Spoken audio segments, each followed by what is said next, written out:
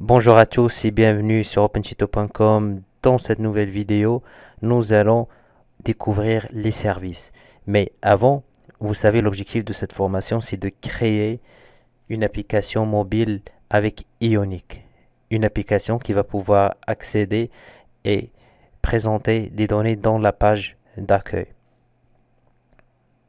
C'est pour cela que nous aurons besoin de créer un service qui va nous permettre d'accéder à ces données-là et puis les présenter dans cette page d'accueil au lieu d'avoir des données écrites en dur. Voilà, pour créer un service, vous ouvrez l'invite de commande ou le terminal. Je vous recommande d'ouvrir un autre terminal ou bien un autre invite de commande et laisser ce premier là où il exécutait le process Ionic Serve.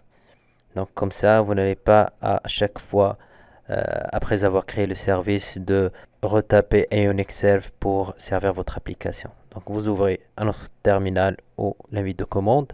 Comme d'habitude, il faut se positionner dans Open Activity et taper la commande suivante. Ionic Generate Service. Donc vous demandez à Ionic CLI de générer un service et il faut donner le nom de ce service. Le service que nous voulons développer, c'est un service qui va nous permettre de, par exemple, lister l'ensemble des activités ou par exemple, on veut chercher une activité particulière. Donc le nom adéquat, ça va être Activity.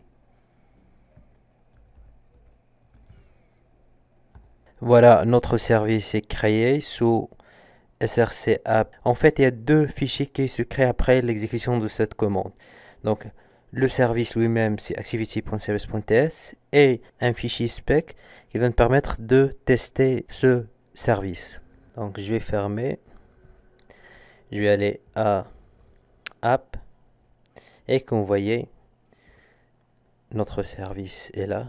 Donc, CTC, on va pouvoir créer deux méthodes. Une première méthode qui va nous permettre de récupérer l'ensemble des activités. Une autre méthode qui va nous permettre de récupérer une seule activité. D'accord? La première méthode, c'est getActivity. Cette méthode va nous permettre de récupérer une seule activité. Et la deuxième méthode, c'est getActivities, qui va nous permettre de lister ou bien de récupérer l'ensemble de toutes les activités. Je peux vous dire un petit truc. On peut travailler sans utiliser les services, sans avoir besoin de créer des services. Mais les services sont très utiles. Par exemple, si je peux faire la même chose en allant à tab 1 et écrire le même code dans ce fichier-là. tab.page.ts.